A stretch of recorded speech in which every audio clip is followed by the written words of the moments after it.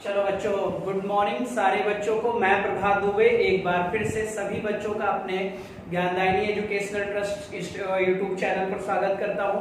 और आज का पता ही है बच्चे की संडे का जो सेशन होता है वो क्वेश्चन आवर का होता है। और एक बच्चे मैं और आज ही बता दूं कि क्वेश्चन अब मैं रात में भी कराना शुरू कर दूंगा। नेक्स्ट वीक से ही बच्चे यानी सोमवार के बाद से कभी भी मैं मैसेज डाल सकता हूं बच्चे, और रात में अप्रॉक्स 9 बजे ही बच्चे हमारी स्लाइड लगेगी। ठीक है, 9 बजे से लेकर करीब 1-1.5 घंटे तक करंट्स के क्वेश्चंस की संख्या ज्यादा रहेगी उसमें, और प्रयास करूंगा कि करंट से क्वेश्चन आपके तैयार हो जाए। ठीक है, संडे को आपको पता ही है बच्चे कि हमें 500 एमसीक्यू करवाना है। ठीक है, 500 से भी अधिक पॉलिटी के क्वेश्चन में कराऊंगा, जिसमें 25 क्वेश्चन हमने लास्ट टाइम कर लिया था और आज भी है। और शाम को ही बच्चे रात का वाला जो सेशन होगा वो करंट से संबंधित होगा। ठीक है, ये अवार्ड होंगे, उसमें स्टैटिक्स जीके का बच्चे क्वेश्चन होगा जो करंट से भी संबंधित होगा और अन्य क्षेत्रों से भी होगा। ठीक है, तो जितना यहां से मिल रहा है उतना आप लोग बच्चे करते चले जाओ। ठीक है, तो चलो बच्चे हम लोग क्वेश्चन शुरू करते हैं। ठीक है, आपके स्क्रीन पर बेटा पहला क्वेश्चन है, और पहले क्वेश्चन को और ध्यान से देखना बच्चे, क्वेश्चन को आप 30 सेकंड तक जरूर पढ़िए, उसके बाद ही बच्चे आंसर देना शुरू करिए। क्योंकि क्या है, मैं क्वेश्चन जब बनाऊंगा तो मैं ऑप्शन के साथ जरूर बच्चे कुछ ना कुछ खेला हूंगा जरूर। ठीक है, तो ये बात आपको ध्यान में रखनी चाहिए। ठीक है, चलो बच्चे पहले क्वेश्चन का आंसर देखिए। पहला क्वेश्चन हमारा है, संविधान सभा की प्रथम बैठक, first meeting of constituent assembly, constitution नहीं है यहाँ पर, कॉन्स्टिट्यूएंट असेंबली कब हुई थी बच्चे, यानी प्रथम बैठक कब हुई थी, किसकी बच्चे, संविधान सभा की। तो सारे बच्चे लग जाओ, जल्दी से आंसर देना शुरू करो एकदम बच्चे सारे, और वीडियो को शेयर जरूर कर दो ताकि ज्यादा से ज्यादा बच्चों तक क्वेश्चन पहुंच जाए। बेटा लाइक भी कर दो। और कुछ बच्चे हैं बच्चे, कुछ बच्चों को ब्लॉक करने में लगे हुए हैं, तो ये बच्चे कलाकारियां आप लोग छोड़ दो, नहीं तो मैं आपको ब्लॉक कर दूंगा तो आप मेरी कोई भी वीडियोस देख नहीं पाओगे। एक बात याद रखना बच्चे, कलाकारी मत करो, चैनल पर आकर सिर्फ पढ़ाई करो, और लाइव चैट पर बस उतने जितनी चीजें आपसे पूछी जाए उतने का ही आंसर मुझे मिलना चाहिए, नहीं मैं भाई ब्लॉक करवा दूंगा। एक बात याद रखो आप लोग। ठीक, चलो संविधान सभा की प्रथम बैठक बच्चे है, और संविधान सभा की प्रथम बैठक कब हुई थी, तो आपको पता होना चाहिए कि संविधान सभा की जो प्रथम बैठक हुई थी, तो आओ इसको एक्सप्लेन कर लिया जाए बच्चे। अगर हम संविधान सभा की बात करें, ठीक है, तो आपको पता है सर कि संविधान सभा में टोटल कितने मेंबर थे, तो आप बोलोगे 389 मेंबर थे। अगर मैं पूछूं इसमें महिलाओं की संख्या कितनी थी, तो आप रिजल्ट बोलोगे सर महिलाओं की संख्या 15 थी। क्या इसमें कोई मुस्लिम महिला थी, तो आप बोलोगे एक मुस्लिम महिला थी, और उनका नाम था बेगम रसूला, या रसूल बेगम लिखा मिलेगा।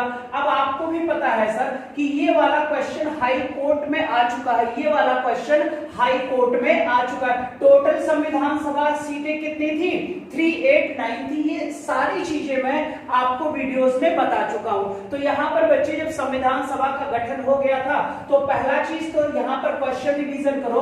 अगर मैं पूछूं कि जो हमारी बच्चे संविधान सभा थी, हमारी जो संविधान सभा थी उसका निर्वाचन कैसा हुआ था, तो आप बोलोगे सर उसका निर्वाचन क्या हुआ था, अप्रत्यक्ष हुआ था, यानी इनडायरेक्ट हुआ था। क्लियर हो जाएगा।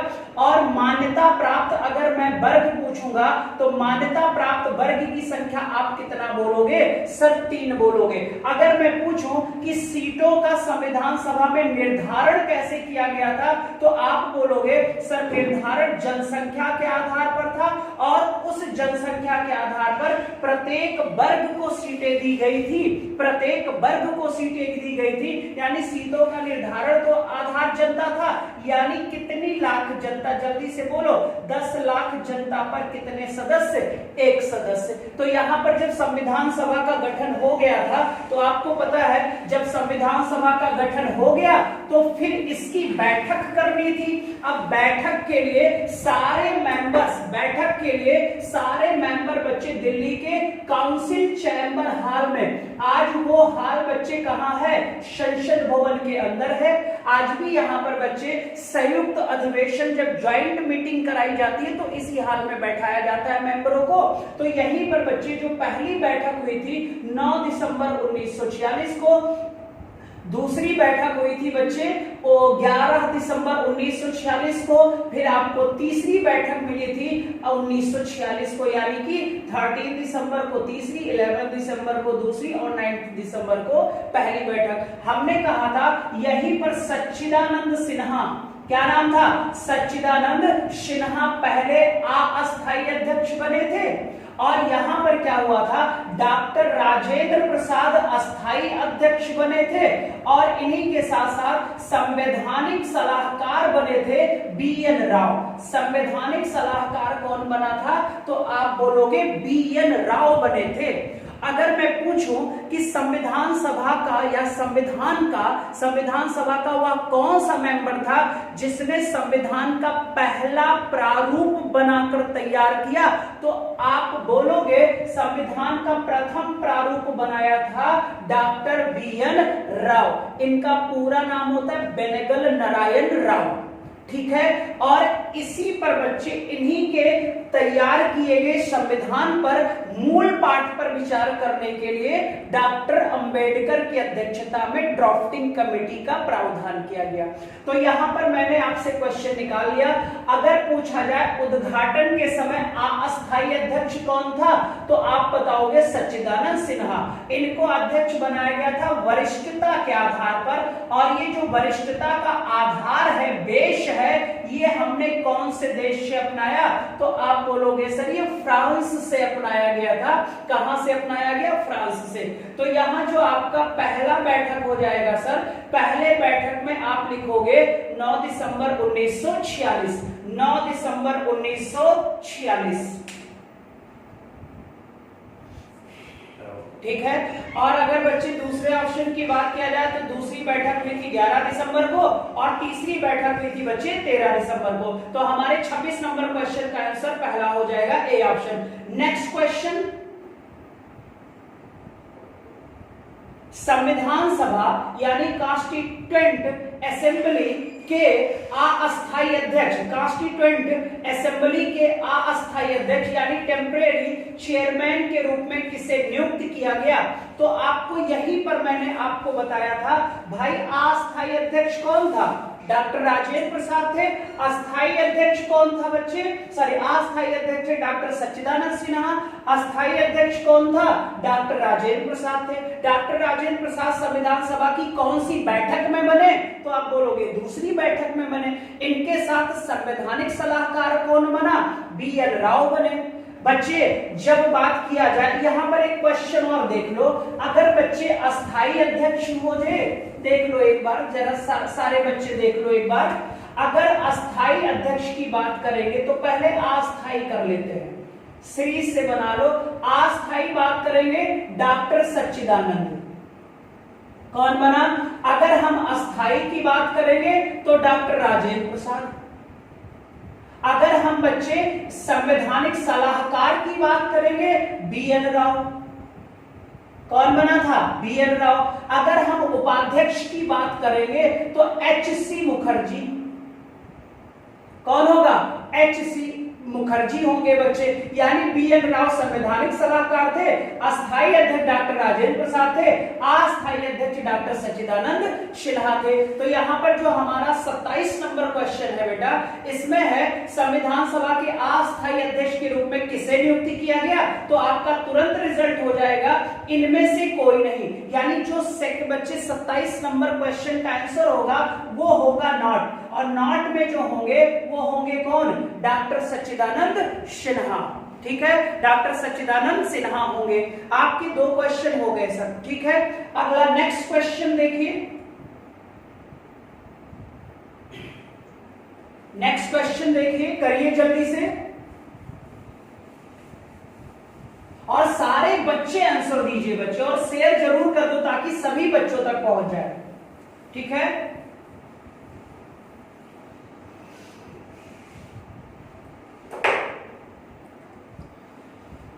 प्रारूप समिति के अध्यक्ष कौन थे, प्रारूप समिति के अध्यक्ष कौन थे, प्रारूप समिति के अध्यक्ष कौन थे, प्रारूप समिति के अध्यक्ष कौन थे। उम्मीद है सारे बच्चों को यह क्वेश्चन आएगा। अब ध्यान से सुनना यहां पर, ठीक है। अभी मैंने कहा था कि संवैधानिक सलाहकार कौन था भाई, जल्दी बोलो आप सारे बच्चे, BN राव साहब थे। इन्होंने संविधान का प्रथम प्रारूप, बच्चे संविधान का जो प्रथम प्रारूप था वो बनाकर इनकी बच्चे अध्यक्षता में तैयार हुआ।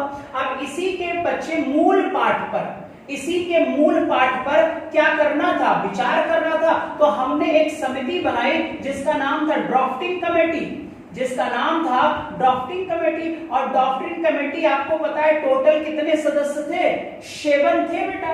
कितने थे जल्दी बोलो, 7 थे। और अगर पूछा जाए कि सर ड्राफ्टिंग कमेटी कब गठित हुई थी, तो 29 अगस्त 1947 को हुई थी। कितने सदस्य थे टोटल, 7 थे। अध्यक्ष कितना था, 1, और अध्यक्ष थे डॉक्टर अंबेडकर। अध्यक्ष कौन था बोलो, डॉक्टर अंबेडकर थे। अन्य कितने सदस्य थे, आप बोलोगे सर 6 सदस्य थे। यानी अगर ध्यान से देखा जाए तो ड्राफ्टिंग कमेटी में टोटल सदस्यों की संख्या 7, अध्यक्ष 1, अन्य मेंबर 6।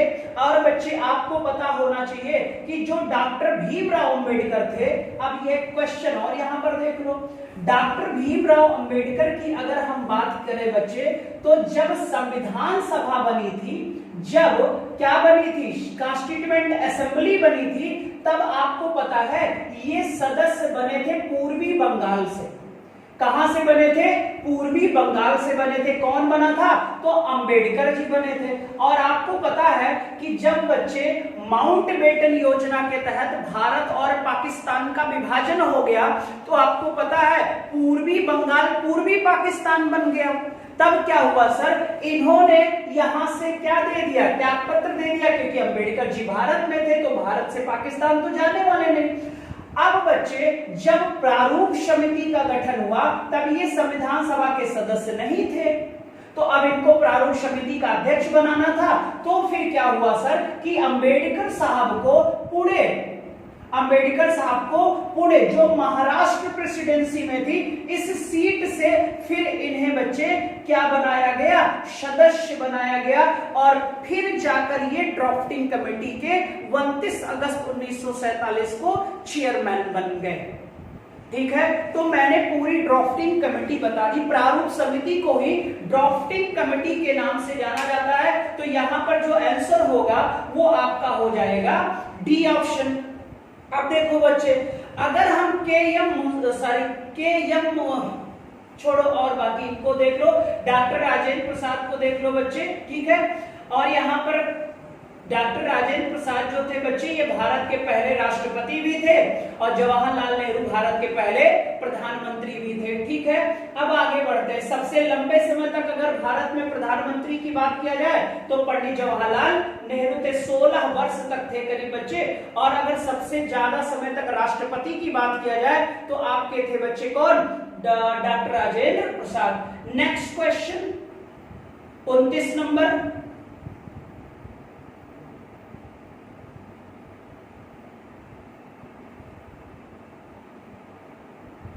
संविधान सभा का अस्थायी अध्यक्ष यानी परमानेंट चेयरमैन किसे बनाया गया, तो आपको पता है कि अस्थायी अध्यक्ष बनाया गया डॉक्टर राजेंद्र प्रसाद को। किसको बनाया गया, डॉक्टर राजेंद्र प्रसाद को। तो फिर BN राव कौन थे, तो BN राव थे संवैधानिक सलाहकार। BN राव क्या थे, संवैधानिक सलाहकार थे। आप बोलोगे अंबेडकर जी क्या थे, तो अंबेडकर जी बच्चे संविधान निर्माता कहे जाते हैं और ये ड्राफ्टिंग कमेटी यानी प्रारूप समिति के अध्यक्ष थे। प्रारूप समिति कितनी सदस्यीय थी, तो आप बोलोगे 7 सदस्यीय थी सर। उसमें अन्य कितने मेंबर थे, तो आप बोलोगे अन्य मेंबर की संख्या वहां पर 6 थी बच्चे, 6। ठीक है, नेक्स्ट क्वेश्चन, सारे बच्चे आंसर दीजिए और पढ़िए और आंसर दीजिए। क्वेश्चन है, संविधान सभा के अंतिम रूप से संविधान को कब पारित कर दिया गया, अंतिम रूप से कब पारित किया गया।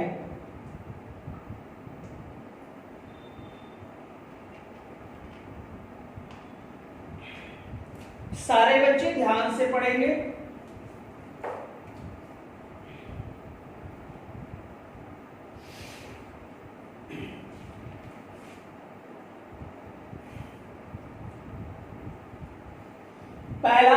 26 जनवरी 1950, दूसरा ऑप्शन है 26 नवंबर 1950, तीसरा ऑप्शन है 26 नवंबर 1950, तीसरा ऑप्शन है बच्चे 26 जनवरी 19, पहला ऑप्शन है 26 जनवरी 1950, दूसरा ऑप्शन है 26 नवंबर 1950, फिर है बच्चे 26 नवंबर 1950 और फिर है बच्चे 26 नवंबर 1949।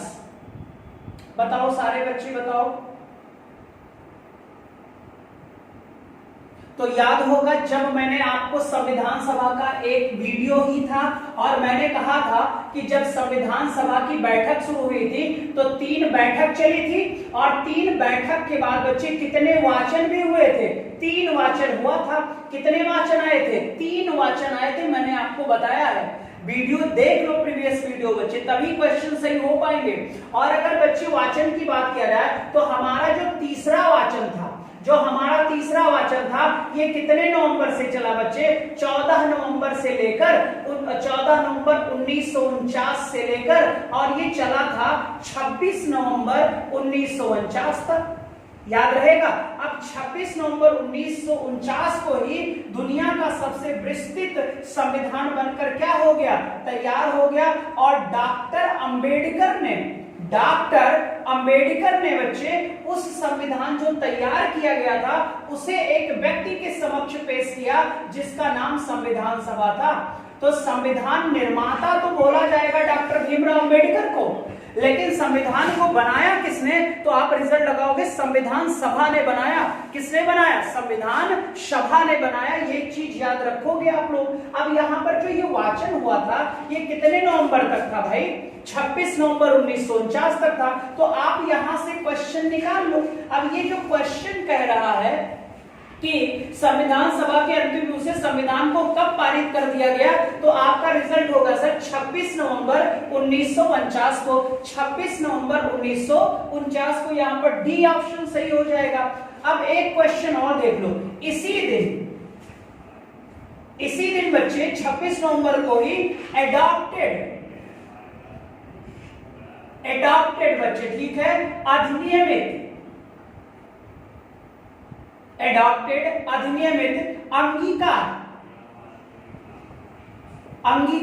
अंगीकृत, ये सब अगर आपको नाम आ जाए बच्चे तो आप लगाओगे सर इसी दिन यानी कि 26 नवंबर 1949 को। बेटा क्लियर हो जाएगा। 15 अनुच्छेद लागू हो गया था। कितने आर्टिकल लागू किए गए थे इस दिन? तो आप बोलोगे 15 आर्टिकल ही लागू किया गया था। और संपूर्ण संविधान लागू हुआ 26 जनवरी 1950 को। संपूर्ण संविधान लागू हुआ 26 जनवरी 1950 को। ठीक है, ये आप याद रखोगे। तो कितने वाचन हुए थे? 3। तीसरा वाचन कब समाप्त हुआ? 26 नवंबर 1949 को। इसी दिन संविधान को अंगीकार, अधिनियमित, एडॉप्टेड कर लिया गया। बेटा क्लियर हो जाएगा। ये चारों शब्द मिले तो आप लगाओगे 26 नवंबर 1949। ठीक है, हमारा 30 नंबर क्वेश्चन भी कंप्लीट हो गया। नेक्स्ट क्वेश्चन देखिए बच्चे सारे। 31st क्वेश्चन देखिए। भारतीय संविधान किस दिन पूर्णतः लागू हुआ? फुल्ली कॉन्स्टिट्यूशन इम्प्लीमेंटेड हुआ बच्चे? तो आप रिजल्ट लगा दोगे 26 जनवरी 1950। कितने नवंबर बच्चे? जनवरी, 26 जनवरी 1950। अब यहां से एक क्वेश्चन देख लो जरा, एक क्वेश्चन देख लो। अगर हम 26 जनवरी की ही बात करें तो अधिनियमित तो कर लिया गया भाई 26 नवंबर को 1949 को। ठीक, कितने अनुच्छेद लागू हुए? 15। संपूर्ण तरीके से लागू किया गया 26 जनवरी 1950 को। इससे पहले याद रखो एक बैठक हुई थी 24 जनवरी 1950 को और इसी दिन बच्चे 284 सदस्यों ने संविधान पर फिर से हस्ताक्षर किया था। किस बच्चे कितने जनवरी को? 24 जनवरी 1950 को। कितने सदस्य? 284 सदस्यों ने मिलकर संविधान पर क्या किया था? हस्ताक्षर किया था। ये याद रखना। और फिर इसे लागू कर दिया गया 26 जनवरी 1950। इसीलिए सर प्रत्येक 26 जनवरी को हम अपना कौन सा डे मनाते हैं?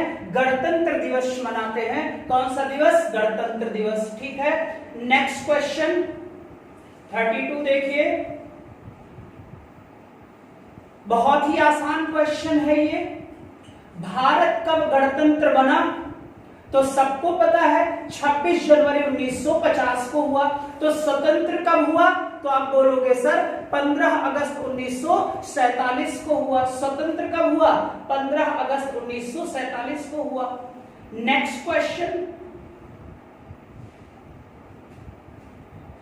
ये मैंने वीडियो में भी क्वेश्चन आपको दिया था, जब संविधान सभा कंप्लीट किया था उसी समय मैंने ये बच्चे राष्ट्रीय गान, राष्ट्रीय गीत है ना, ये सब पढ़ा दिया था। तो आपको पता होगा कि भारत देश ने राष्ट्रगान को कब स्वीकार किया? तो 24 जनवरी 1950 को बच्चे। 24 जनवरी 1950 को होगा कि नॉट होगा? जल्दी से बताओ। तो 24 जनवरी 1950 होगा, पक्का है? चलो ध्यान से देखो। अब अगर हम राष्ट्रीय गान की बात करें, नेशनल क्या है? एंथम है, ठीक है। अगर हम राष्ट्रीय गान की बात करें तो याद रखो, राष्ट्रीय गान की अगर बात करें तो कितने सेकंड में गाया जाता है? भाई पहला क्वेश्चन आया कितने सेकंड में? तो 52 सेकंड में। शॉर्ट में तो 18 से 20 सेकंड में, ठीक है। फिर दूसरा क्वेश्चन होता है कि राष्ट्रगान का लेखक कौन था? तो आप तुरंत लगाओगे रविंद्रनाथ टैगोर थे, ठीक है। फिर तीसरा क्वेश्चन आएगा, कौन सी साहित्य में इस बच्चे राष्ट्रगान का उल्लेख था? तो आप बोलोगे सर गीतांजलि थी। कौन सी साहित्य थी? तो आप बोलोगे गीतांजलि थी, ठीक है। मैं पूछूंगा राष्ट्रीय गान सबसे पहली बार पत्रिका में, सबसे पहली बार पत्रिका में प्रकाशित हुई, तो आप बोलोगे उस पत्रिका का नाम था सर तत्वबोधिनी। क्या नाम था? तत्वबोधिनी नाम था। ये बात आप याद रखोगे। फिर अगला क्वेश्चन होगा, सर राष्ट्रीय गान, जो राष्ट्रीय गान है ये सबसे पहले तत्वबोधिनी प्रकाशित हुआ पत्रिका में। साहित्य का नाम गीतांजलि था, लेखक का नाम रविन्द्रनाथ टैगोर था, और आपको पता है कितने सेकंड में गाया जाता है, और इसे नेशनल का दर्जा दिया गया 24 जनवरी और 1950 को, ठीक है। पक्का है? सही है? सबका सही जा रहा है ना बच्चे? फिर ध्यान से देखो, अगर मैं पूछूं कि सर यही इतना हो गया होगा, देख लो इसको। अब इसी में थोड़ा सा मैं और आगे बढ़ जाऊं कि ये जो हमारा जन गण मन है, भाई यही तो है हमारा राष्ट्रीय गान। और जन गण मन सबसे प्रथम बार, अगर मैं पूछूं कि प्रथम बार गाया गया, तो आप तुरंत बोलाना सर 1911 में गाया गया। हमने कहा सर किसका स्वागत किया हमने? तो आप बताओगे जॉर्ज पंचम और उनकी पत्नी का नाम मैरी था, इनका स्वागत किया। सबसे पहली बार राष्ट्रीय गान गाया कौन? तो आप बोलोगे महिलाओं ने गाया। किसने गाया? महिलाओं ने गाया। किसका स्वागत किया? जॉर्ज पंचम का। और कहां गाया गया था भाई? तो आप रिजल्ट लगा दोगे कलकत्ता में गाया गया था। मेरे ख्याल कुछ भी नहीं बचा राष्ट्रीय गान का। कहां गाया गया था? कलकत्ता में गाया गया था। बताओ यहां तक क्लियर हो गया सारे बच्चों को?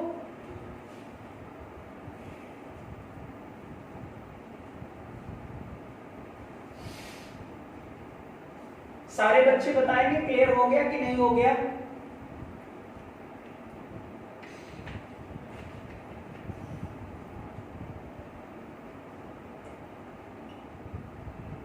भारत भाग्य की विधाता किसे कहते हैं? जॉर्ज पंचम को।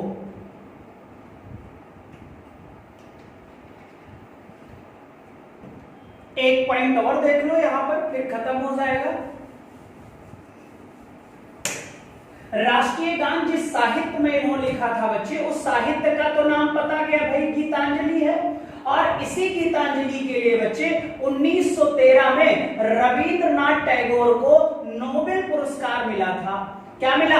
नोबेल मिला। तो अगर मैं पूछूं कि इनको नोबेल कौन से क्षेत्र में मिला, तो आप क्या लगा दोगे भाई? साहित्य क्षेत्र लगा दोगे, लिटरेचर में मिला बेटा, क्लियर हो जाएगा। अगर बात किया जाए बच्चे कि नोबेल कौन से महाद्वीप में आया, तो आप बोलोगे सर भारत तो एशिया महाद्वीप में है, तो एशिया जो महाद्वीप का पहला नोबेल था वो कौन से देश में आया, भारत में आया, क्षेत्र में आया, साहित्य में आया, किसको मिला, तो आप बोलोगे रविंद्रनाथ टैगोर को मिला। तो हम पूछेंगे कब मिला, तो आप बोलोगे सर 1913 में मिला। कब मिला, 1913 में मिला। ठीक है, चलो आगे बढ़े सर, इतना बताओ समझ में आ गया। नेक्स्ट क्वेश्चन 34 देखिए, 34 देखिए, ध्यान से देखिएगा और बताइएगा सारे बच्चे।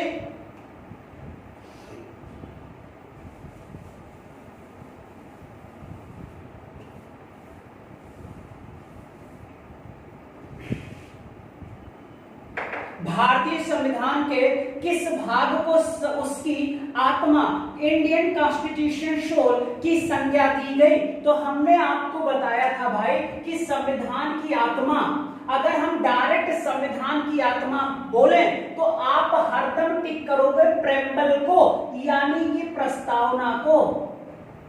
किसे टिक करोगे? प्रेम्बल बोलोगे। आपकी अगर मैं संविधान की आत्मा पूछूं, बस यही एक कंफ्यूजन रहता है इस क्वेश्चन में, तो ये है संविधान की शूल यानी आत्मा। फिर अगर पूछूं कि डॉक्टर भीमराव अंबेडकर के अनुसार, डॉक्टर भीमराव अंबेडकर के अनुसार, तो आप बोलोगे अरे सर ये तो आर्टिकल 32 को बोले थे, और आर्टिकल 32 होता है संवैधानिक उपचारों का अधिकार। आर्टिकल 32 होता है संवैधानिक उपचारों का अधिकार। अब आर्टिकल 32 में सर कितनी रिट जारी होती थी? 5। ये मैंने फंडामेंटल राइट्स वाले चैप्टर में कंप्लीट पढ़ा दिया आपको। ठीक है, ये क्वेश्चन था आपका। तो अगर डायरेक्ट क्वेश्चन आ जाए आत्मा तो प्रस्तावना, और अगर इनकी नजर से पूछा जाएगा तो भाई आपका आंसर ये होगा, याद रखना। तो यहाँ पर है संविधान के किस भाग को, उस बच्चे किस भाग को उसकी आत्मा कहा जाता है, तो आप यहाँ पर बोलोगे सर कि आपका हो जाएगा प्रस्तावना, प्रेम्बल। ठीक है, ये आप याद रखोगे। नेक्स्ट क्वेश्चन, ठीक है, नेक्स्ट क्वेश्चन में देखिएगा, संपत्ति के अधिकार, आरटीपी का फुल फॉर्म होता है राइट टू प्रॉपर्टी। संपत्ति के अधिकार को किस अधिनियम, किस संविधान संशोधन यानी कॉन्स्टिट्यूशन अमेंडमेंट द्वारा हटा दिया गया? हटा दिया गया। कहां से? मौलिक अधिकार। कहां से? मौलिक अधिकार से बच्चे। कहां से हटा दिया गया?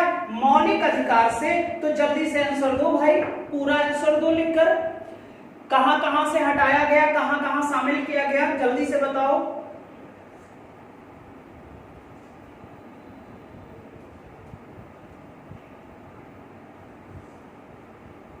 मौलिक अधिकार से संपत्ति के अधिकार को किस संविधान संशोधन द्वारा हटा दिया गया?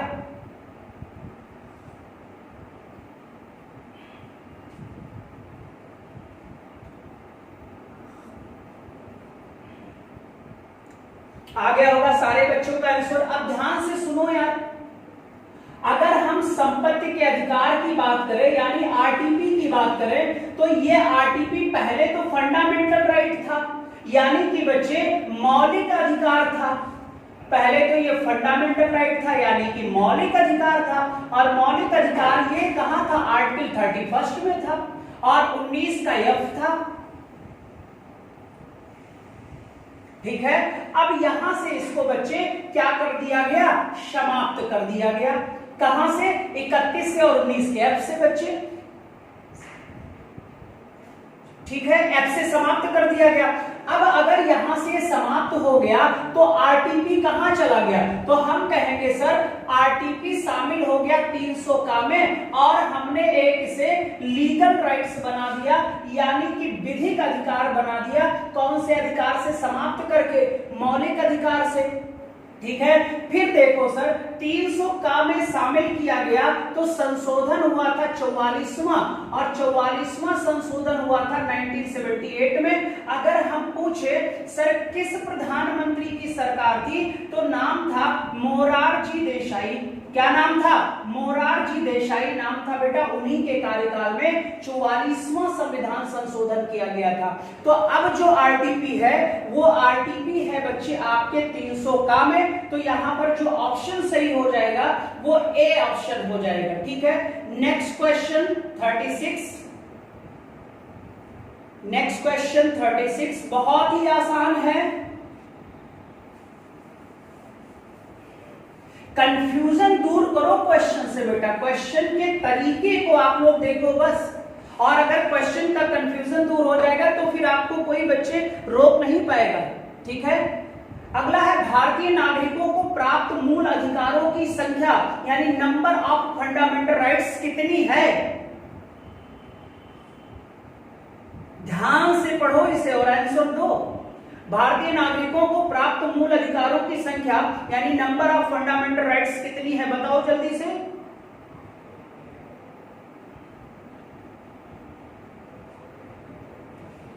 तो आप बोलोगे सर, अब ध्यान से देखो यार, दो क्वेश्चन मिलेगा। अब हम फंडामेंटल राइट्स की बात करेंगे, यानी जल्दी से ध्यान से देख लो, मौलिक अधिकार की बात करेंगे भाई। अब मौलिक अधिकार कौन से भाग में है? जल्दी बोलो। 3 में। कहां से लिया गया? तो आप तुरंत बोलोगे सर ये तो बहुत आसान है, अमेरिका से लिया गया। ठीक बेटा। हमने कहा मौलिक अधिकार अगर हम बेसिक कॉन्स्टिट्यूशन में पूछें यानी मूल संविधान में अगर बात किया जाए तो इनकी संख्या कितनी थी? तो आप बोलोगे सर 7 थी। कितनी थी बेटा? 7 थी। और अगर मैं वर्तमान में मौलिक अधिकार की संख्या पूछूंगा तो आप कितनी बताओगे? 6 बताओगे। यानी यहां पर -1 हुआ कि नहीं हुआ? और मैंने कहा अभी बच्चे प्रीवियस क्वेश्चन में 44वां संविधान संशोधन बच्चे 1978 के तहत आरटीपी को मौलिक अधिकार से यानी फंडामेंटल राइट से हटा दिया गया। फंडामेंटल राइट से हटा दिया गया। तो यहां पर जो क्वेश्चन है भारतीय नागरिकों को प्राप्त मूल अधिकारों की संख्या कितनी है? 6। कितनी थी? 7। क्लियर? ये याद रखो सब। ठीक है। कंफ्यूजन वाला क्वेश्चन था। तो यहां पर आपका 36 क्वेश्चन हो जाएगा बच्चे, बी ऑप्शन। नेक्स्ट क्वेश्चन 37 देखिएगा, ध्यान से देखिए, जल्दी से करिए।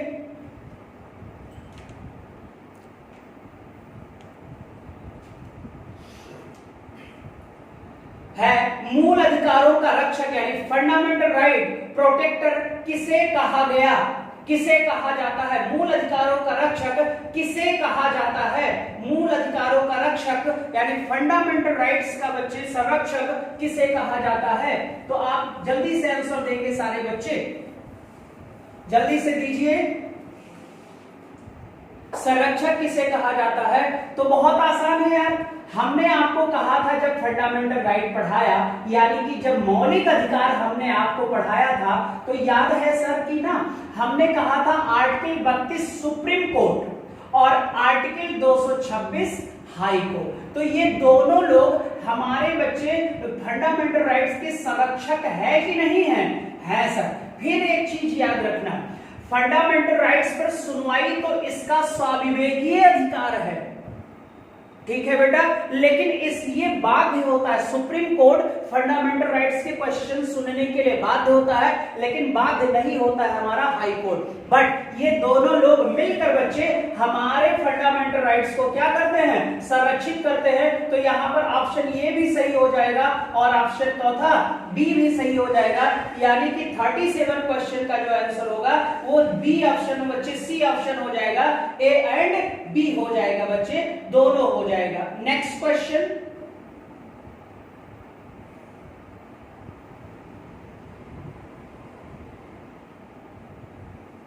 किस अनुच्छेद के द्वारा 6 से 14 वर्ष तक के बच्चों के लिए शिक्षा का अधिकार मूल अधिकार माना गया है? शिक्षा का अधिकार मूल अधिकार माना गया है, जल्दी से बताओ।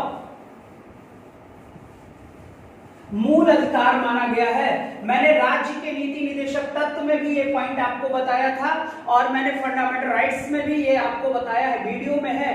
तो यहाँ पर है 6 से 14 बस। अब ध्यान से सुनो, अगर हम राज्य नीति निदेशक तत्व की बात करें बेटा, तो राज्य का नीति निदेशक तत्व जो था, इसमें एक अनुच्छेद था 45 और इसी अनुच्छेद 45 में शिक्षा का अधिकार था। इसी अनुच्छेद 45 में शिक्षा का अधिकार था। ठीक है बेटा, और यहां पर बच्चे परिवर्तन कर दिया गया। आपको पता है 86वां संविधान संशोधन,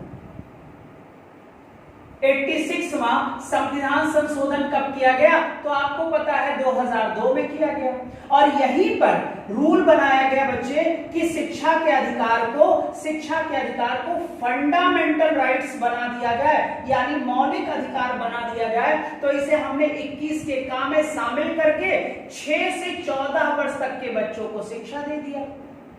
और यहां पर जो था आर्टिकल 45 अभी भी है, लेकिन यहां पर बच्चे अब 0 से कितना वर्ष कर दिया गया? 0 से 6 वर्ष कर दिया गया। यानी राज्य के नीति निदेशक तत्व में शिक्षा का अधिकार 45, फंडामेंटल राइट्स में शिक्षा का अधिकार 21 का यानी कि 21 का ए हो जाएगा बच्चे। ठीक है, यहाँ पर 6 से 14 वर्ष तक बेटा निःशुल्क अनिवार्य शिक्षा, और आपको पता है यहाँ पर 0 से 14 वर्ष तक का क्वेश्चन। ठीक है, वर्ष तक के बच्चों को। ठीक, तो दोनों मैंने आर्टिकल आपको बता दिए। ये संशोधन भी हुआ था, ये भी मैंने आपको बता दिया। पंडित अटल बिहारी वाजपेयी भारत के प्रधानमंत्री थे। ठीक है, नेक्स्ट क्वेश्चन 39।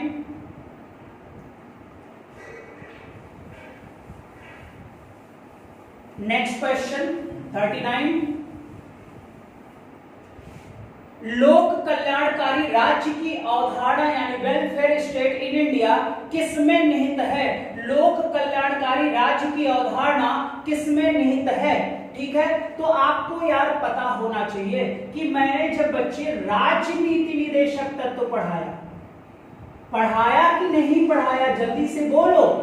तो बोलोगे सर पढ़ाया आपने। हमने कहा था हमारे संविधान निर्माताओं का उद्देश्य था इस चैप्टर को बनाने का लोक कल्याणकारी राज्य की क्या करना भाई? स्थापना करना। पब्लिक वेलफेयर की बात की गई थी सर। ठीक है, ताकि राज्य के सभी लोगों को सामाजिक, आर्थिक और राजनीतिक प्रोटेक्शन प्राप्त हो जाए, न्याय भी मिल जाए, जस्टिस भी मिले बेटा। ठीक है, और अगर पूछूं कि राज्य का नीति निदेशक तत्व भाई कहां से लिया गया, तो आप बोलोगे आयरलैंड से लिया गया। कौन से भाग में है? भाग 4 में है। आर्टिकल 36 से लेकर कहां तक है? 51 तक है।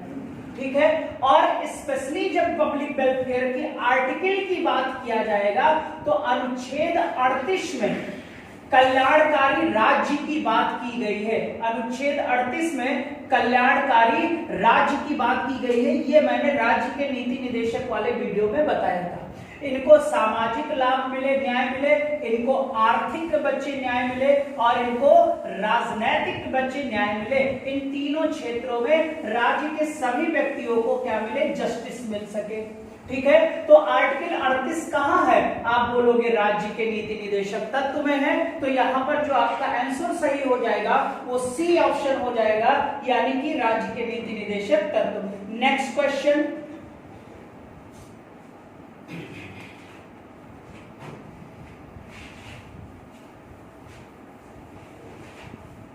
अगर हम नेक्स्ट क्वेश्चन की बात करें तो इसमें है संविधान का अनुच्छेद 40 राज्य का निर्देश देता है कि वह 40 राज्य को निर्देश देता है कि वह अब ध्यान से देखो भाई, अब आर्टिकल जो 40 है वो राज्य नीति निदेशक में ही तो है।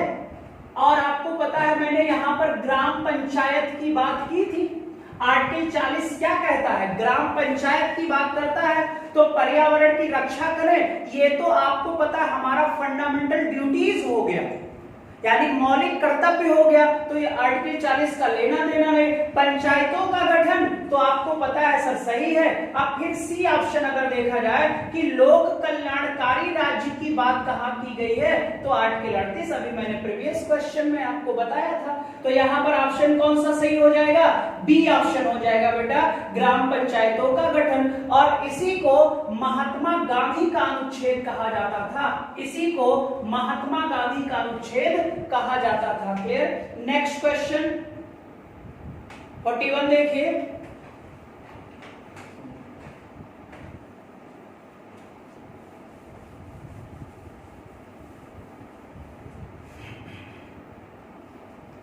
कितना हो गया?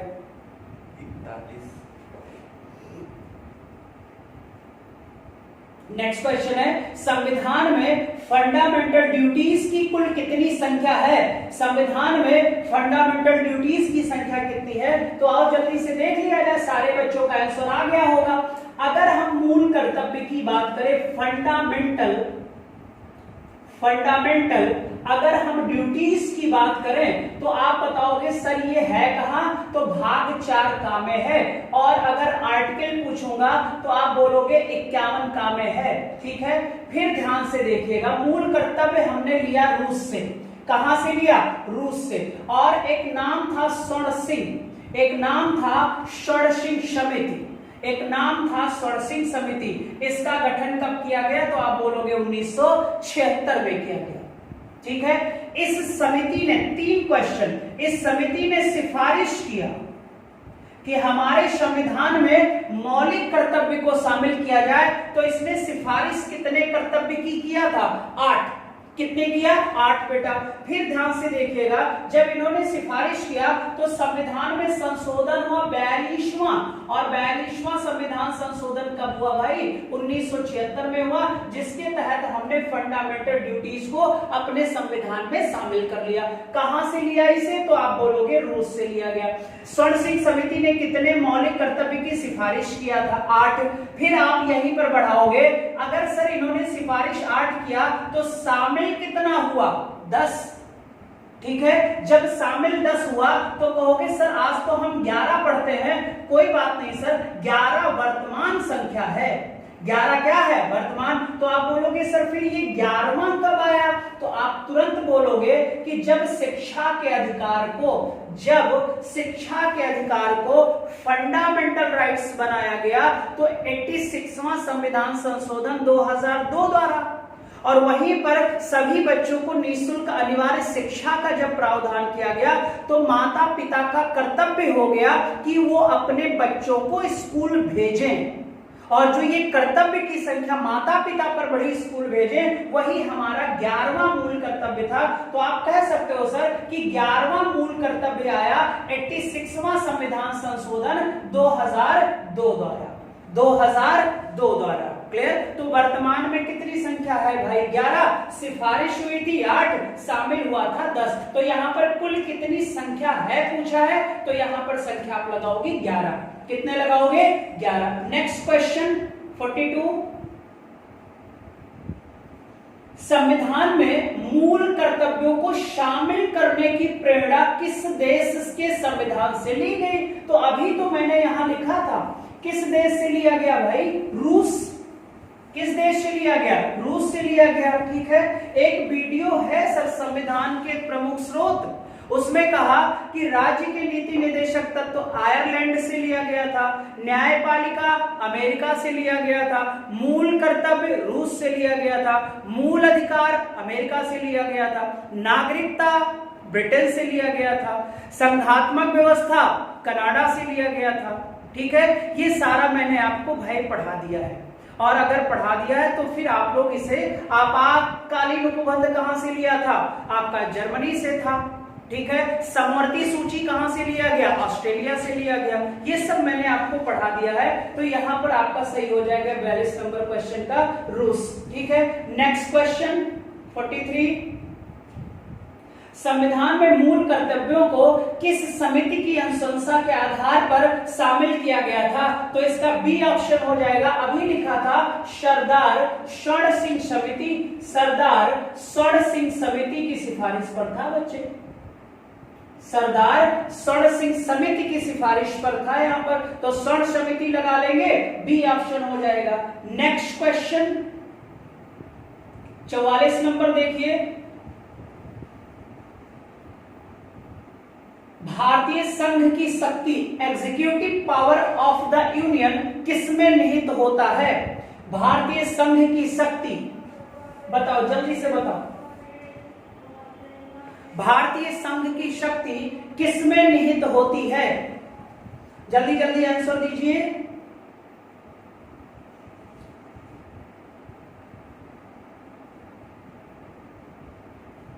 तो आप इसमें अगर बच्चे संघ शक्ति की बात किया जाए तो संघ शक्ति जो है, यूनियन जो पावर है, यानी संघ की जो शक्ति है बच्चे, आपको पता है सारी शक्तियां राष्ट्रपति में ही तो हैं। अब राष्ट्रपति में ये बच्चे कौन सा आर्टिकल कहता है? 53। अभी तो पढ़ाया है आप लोगों को बेटा कि संघ कार्यपालिका की जितनी भी शक्तियां होती हैं वो सारी निहित होती हैं किसमें भाई? राष्ट्रपति में। लेकिन राष्ट्रपति इसका प्रयोग, इन शक्तियों का प्रयोग अपने द्वारा नियुक्त किए गए, अपने द्वारा नियुक्त किए गए अधीनस्थ, अपने द्वारा नियुक्त किए गए अधीनस्थ अधिकारियों के माध्यम से करता है। तो अधीनस्थ अधिकारी में बच्चे सारा का सारा मंत्रिपरिषद हो जाएगा कि नहीं हो जाएगा? Ministers council. और अगर पूछा जाए कि मंत्रिपरिषद का प्रधान कौन होता है सर, तो आप लगाओगे सर प्राइम मिनिस्टर होता है। सारी शक्तियां किसमें हैं? राष्ट्रपति में। बट उनका वास्तविक प्रयोग या देन बच्चे उसका वास्तविक प्रयोग कौन करता है? तो आप बोलोगे सर प्राइम मिनिस्टर करता है। वास्तविक शक्तियों का मालिक प्राइम मिनिस्टर, और संघ की सभी कार्यपालिका शक्ति किसमें निहित है? तो आप बोलोगे राष्ट्रपति में है। तो यहां पर आपका कौन सा ऑप्शन सही हो जाएगा? D option. नेक्स्ट क्वेश्चन, संसद कानून बनाती है भाई, और कानून तभी बनता है जब राष्ट्रपति उस बिल पर सिग्नेचर कर देता है। ये भी मैंने आपको बताया है। नेक्स्ट क्वेश्चन देखिए 45 नंबर, संविधान के कौन से अनुच्छेद में नागरिकता के बारे में बताया गया है? तो आपको पता है नागरिकता भारत में कैसी है भाई? एकल है। नागरिकता भारत में कैसी है? एकल है। और ये नागरिकता कहां से लिया गया? ब्रिटेन से लिया गया। और ब्रिटेन में कौन से भाग बच्चे, कौन से भाग में भारतीय संविधान में है? भाग 2 में है। अनुच्छेद 5 से लेकर 11 तक है। कितने प्रकार से नागरिकता ली जा सकती है? 5।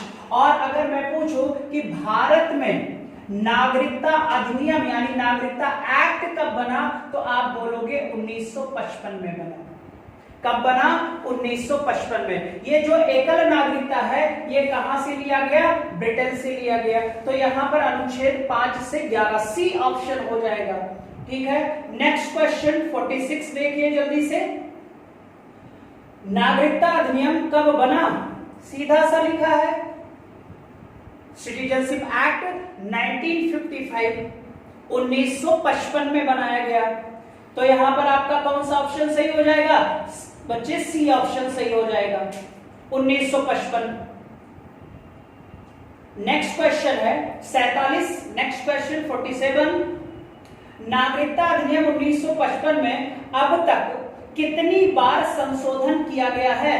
अब तक कितनी बार संशोधन किया गया है? तो हमने आपको नागरिकता वाले वीडियो में बताया था कि नागरिकता संशोधन अब तक तो 6 बार हो चुका है। अब कितनी बार करंट का भी जोड़ लिया जाए तो 6 बार है। पहली बार 1986, दूसरी बार 1992, तीसरी बार 2003, चौथी बार 2005, पांचवी बार 2015 और छठवीं बार रिसेंट करंट आपको पता ही है बच्चे, सिटीजनशिप अमेंडमेंट एक्ट। ठीक है, सब पढ़ा चुका हूं, कुछ छोड़ा नहीं हूं। तो अब तक कितनी बार? 6 बार। तो यहां पर कितना हो जाएगा? 6C ऑप्शन हो जाएगा सर। नेक्स्ट क्वेश्चन,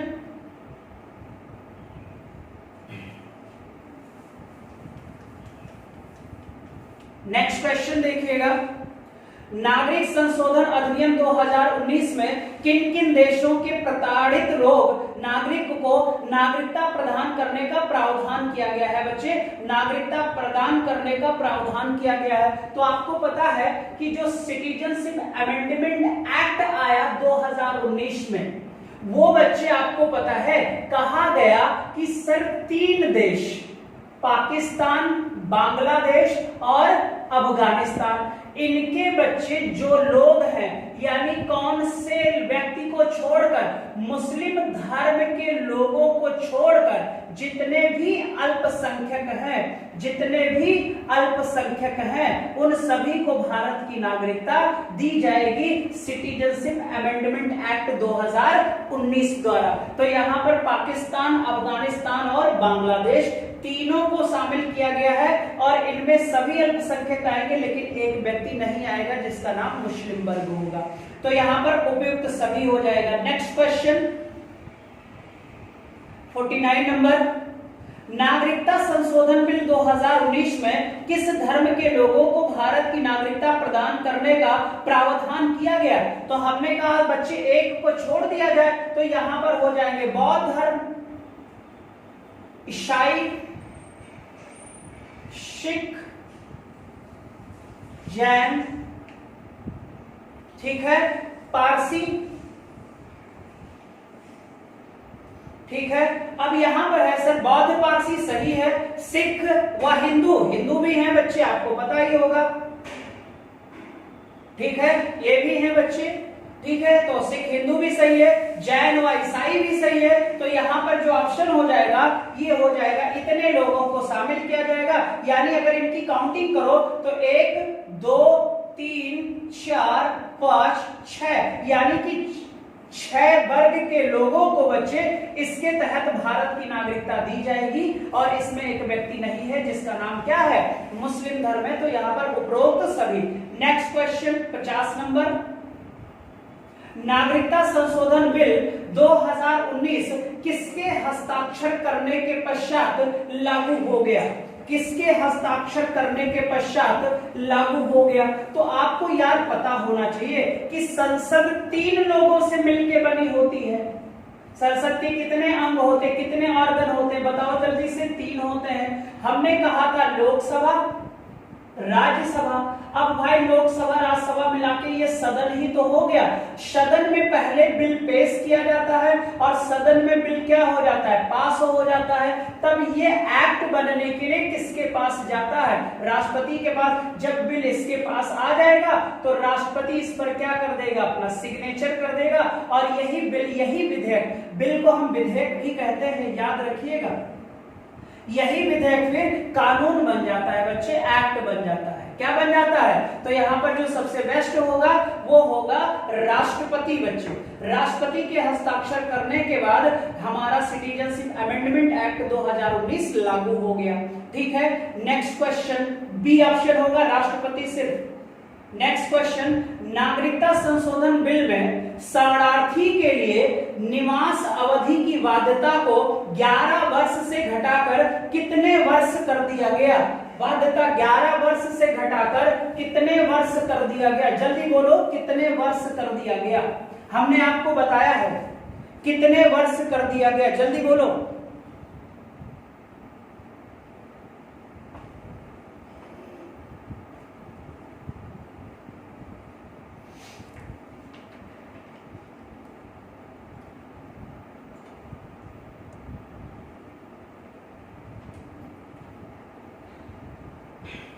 सारे बच्चों का आंसर आ गया होगा। हमने कहा था कि ये जो सिटीजनशिप अमेंडमेंट एक्ट 2019 से बच्चे, यहां पर पहले भारत में 11 वर्ष था और इसे हमने घटाकर कितने वर्ष कर दिया है, और इसमें डेट भी दिया गया था 31 दिसंबर 2014। तो यहां से देखा जाए तो ये 2019 में आया, बीच में गैप कितने वर्ष का हो गया? 5 वर्ष का हो गया भाई।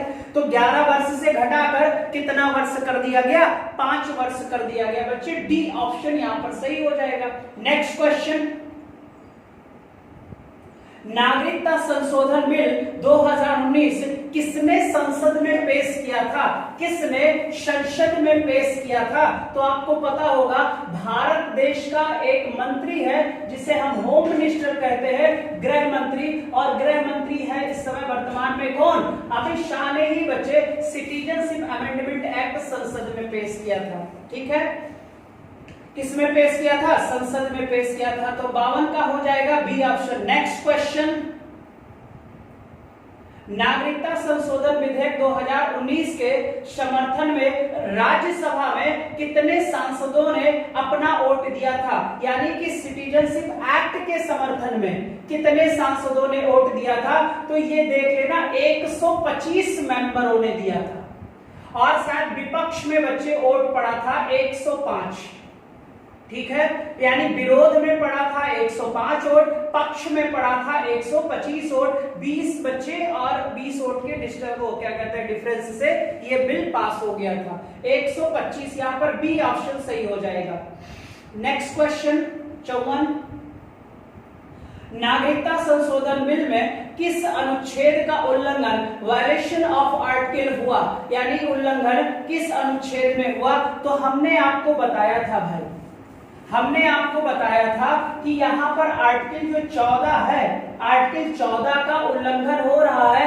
ये समता की बात करता है, यानी सभी लोगों में समानता की बात करता है। तो यहां पर एक वर्ग को शामिल नहीं किया गया। कौन से धर्म के लोगों को? मुस्लिम। तो एबोलिशन किया आर्टिकल 14, और यही विपक्ष ने बच्चे केस दायर किया है सुप्रीम कोर्ट में, और सुप्रीम कोर्ट बच्चे इसकी क्या करेगा? सुनवाई करेगा। अभी किया नहीं है, कोरोना चल रहा है आजकल, तो हो सकता है बच्चे सुनवाई करें। और आपको पता है फंडामेंटल राइट्स का संरक्षक हमारा न्यायपालिका होता है। अगर बच्चे सुप्रीम कोर्ट को लगा कि नागरिकता संशोधन बिल 2019 आर्टिकल 14 का उल्लंघन करता है, तो वो सिटीजनशिप अमेंडमेंट एक्ट को मार्केट में रोक सकता है, क्योंकि फंडामेंटल राइट का यहां पर अगर उसे लगा कि क्या हो रहा है उल्लंघन, तो फिर ऐसा कार्य कर सकता है बच्चे, ठीक। तो यहां पर आर्टिकल 14 भी हो जाएगा, और धर्म के आधार पर है तो 15 भी हो जाएगा, ठीक है। नेक्स्ट है बच्चे, नागरिकता संशोधन बिल 2019 किस प्रकार का विधेयक है? संवैधानिक है, असंवैधानिक है, परिवर्तनीय है कि नन ऑफ दीज है? बताओ जल्दी से।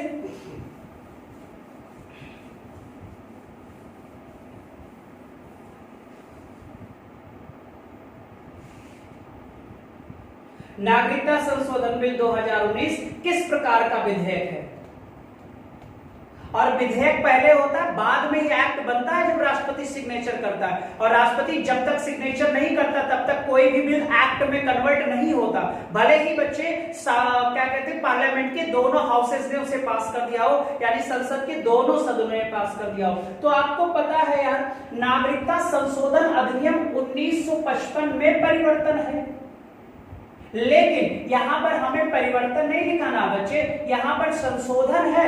और आपको पता है संशोधन संवैधानिक होता है कि गैर संवैधानिक होता है? तो आप बोलोगे सर संवैधानिक होता है। संशोधन किया जाता है अनुच्छेद 368 यानी 368 के तहत। तो यहां पर जो आपका बेस्ट आंसर हो जाएगा सर, वो ए ऑप्शन हो जाएगा 55 का ए। नेक्स्ट क्वेश्चन देखिए सारे बच्चे, 2019 के अनुसार किस अधिनियम में संशोधन किया गया बच्चे? यानी नागरिकता अधिनियम की बात कर रहा हूं मैं यहां। सारे बच्चे आंसर दीजिए।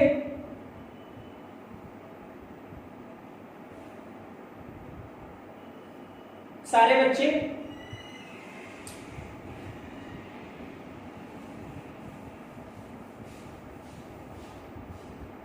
चलो, आपको पता है सर संशोधन, आपको पता है नागरिकता अधिनियम में किया गया है, और नागरिकता अधिनियम आया था 1955 में। अब तक कितनी बार संशोधन हो चुका है? 6वीं बार। और 6वीं बार कब हुआ है? यही तो 2019 में हुआ है, जहां पर बच्चे 6 वर्ग के लोगों को भारतीय नागरिकता का प्रावधान किया गया। हाँ, एक क्वेश्चन, उनको भारतीय नागरिकता दिया जाएगा देशीयकरण द्वारा बेटा। किसके करण द्वारा? देशीयकरण द्वारा दिया जाएगा नागरिकता, जिसमें 11 वर्ष रहने की अवधि को घटाकर कितना वर्ष कर दिया गया है? 5 वर्ष कर दिया गया है। ये आप याद रखोगे, ठीक है। नेक्स्ट क्वेश्चन 57, सारे बच्चे ध्यान से करिएगा।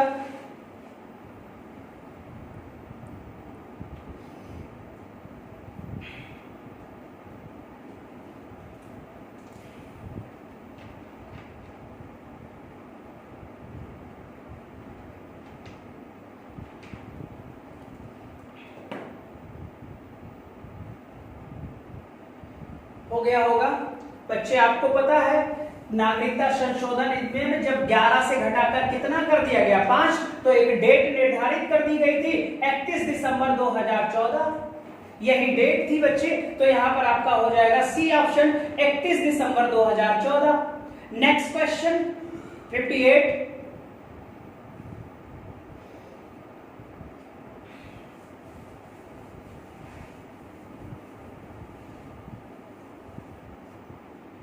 बताओ बच्चे, बंगाल विभाजन division and partition of Bengal बच्चे वर्ष 1905 में हुआ था, और इसकी अध्यक्षता किसने किया था, यानी कौन सा ऐसा वायसराय था बच्चे जिसके कार्यकाल में बंगाल का विभाजन हुआ। तो आपको पता है सर, वायसराय था लॉर्ड कर्जन।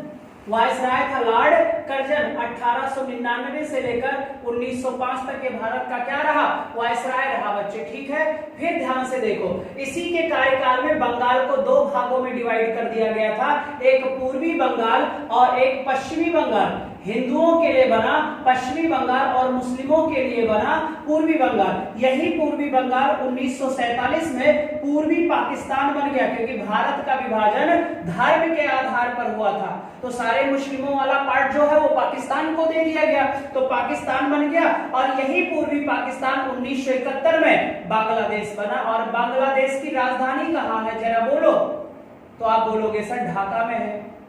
और बांग्लादेश का जो राष्ट्रीय गान है वो है अमार सोनार बांग्ला।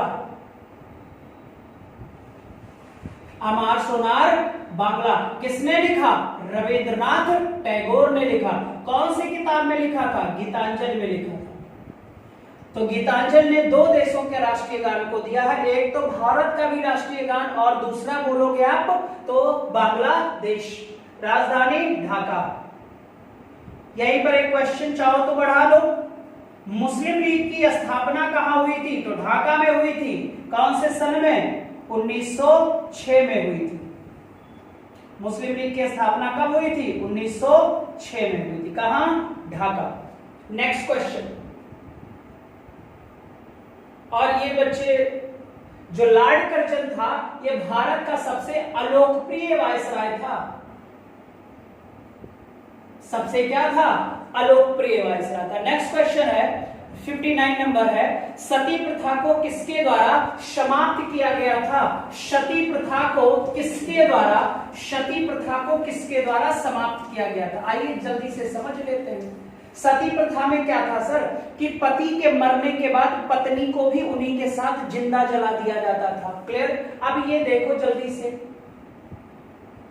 अगर सती प्रथा के बंद की बात किया जाए तो सबसे पहले बच्चे इसके बंद करवाने का श्रेय किसे दिया गया, तो आप बोलोगे राजा राम मोहन राय। राजा इनकी उपाधि थी, किसने दिया था, अकबर द्वितीय ने दिया था। आधुनिक भारत का पिता, भारतीय पत्रकारिता का जनक, नव प्रभात का तारा, क्लियर हो जाएगा, नव भारत का अग्रदूत, ये सब टैग मिला है रविंद्रनाथ राजा राम मोहन राय को। विदेश जाने वाले पहले व्यक्ति राजा राम मोहन राय। इनकी जो मृत्यु हुई थी बच्चे, ये मेनिंजाइटिस से हुई थी। इनको एक रोग हो गया था, दिमागी बुखार, मेनिंजाइटिस नामक रोग से इनकी मृत्यु बच्चे ब्रिटेन में ही हो गई थी। यानी जब ये सती प्रथा का अंत करवाने के लिए भारत से विदेश गए तो बच्चे 1833 32 या 33 में वहीं पर इनकी क्या हो गई थी, मृत्यु। कौन से रोग से हुआ था, मेनिंजाइटिस, दिमागी बुखार से इनको बच्चे इनकी डेथ हो गई थी। तो आपको पता है श्रेय तो राजा राम मोहन राय को दे दिया गया। अब यहां भारत का जो गवर्नर जनरल था, भारत का क्या, बंगाल का जो गवर्नर जनरल था उसका नाम था लॉर्ड विलियम बेटिक। क्या नाम था, जल्दी बोलो, लॉर्ड विलियम बेटिक। और इसी ने 1832 में सती प्रथा को बंद कर दिया बंगाल में, और 1830 में बंबई और मद्रास प्रेसिडेंसी, बंबई और मद्रास प्रेसिडेंसी में भी बच्चे इसे क्या हो गया, बंद कर दिया गया। तो आपको पता है सर, इसी व्यक्ति ने, लॉर्ड विलियम बेटिक ने। तो यहां पर आपका सी ऑप्शन सही हो जाएगा, ठीक है। नेक्स्ट क्वेश्चन 60 नंबर देखिए।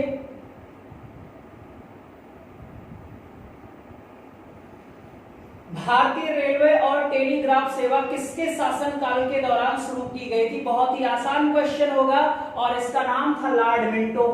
क्या नाम था? लॉर्ड मिंटो की लॉर्ड डलहौजी? जल्दी बोलो। तो अगर पूछा जाए मार्ले मिंटो सुधार कब आया, तो आप बोलोगे 1909 में आया। भारत का पहला वायसराय, भारत का पहला वायसराय कौन बना, तो आप बोलोगे लॉर्ड कैनिंग।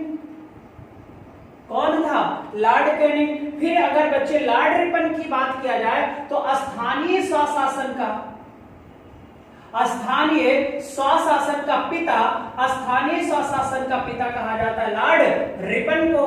ठीक है, इसको बच्चे भारत का सबसे लोकप्रिय वायसराय कहा जाता है। ठीक है, और स्थानीय स्वशासन का क्या है? पिता भी है। और इसी के कार्यकाल में वास्तविक, इसी के कार्यकाल में वास्तविक जनगणना शुरू हुई थी। कितने वर्ष पर? 10 वर्ष पर। ठीक है, अब यहां पर डलहौजी की बात कर ले तो लॉर्ड डलहौजी के कार्यकाल में ही बच्चे आपको पता है 16 अप्रैल 1853 को मुंबई से कहां तक? ठाणे तक। कितने किलोमीटर? 34 किलोमीटर रेल चलाई गई थी। कितने किलोमीटर? 34 किलोमीटर बेटा। ठीक है, फिर एक लास्ट क्वेश्चन है सर, 1854 में ही टेलीग्राफ व्यवस्था शुरू हो गई। तो ये दोनों कार्यकाल किसके हुआ था? तो डलहौजी। और डलहौजी देख लेना बच्चे 1948 के करीब आया था और 1956 तक था ये। 1948 से 1956 तक था हमारा लॉर्ड डलहौजी। ठीक है, बस बच्चे आज मैं इतना ही रखूंगा। आपके 500 क्वेश्चन में से आपका 60 क्वेश्चन कंप्लीट हो गया। ठीक है, धीरे धीरे लेवल में बढ़ाता जा रहा हूं बच्चे। ठीक है, और आप वीडियोस को जरूर देखिए और फिर आप क्वेश्चन जब लगाओगे तो आसानी से आपके क्वेश्चंस लगते रहेंगे बच्चे, आपको कोई प्रॉब्लम नहीं आएगी।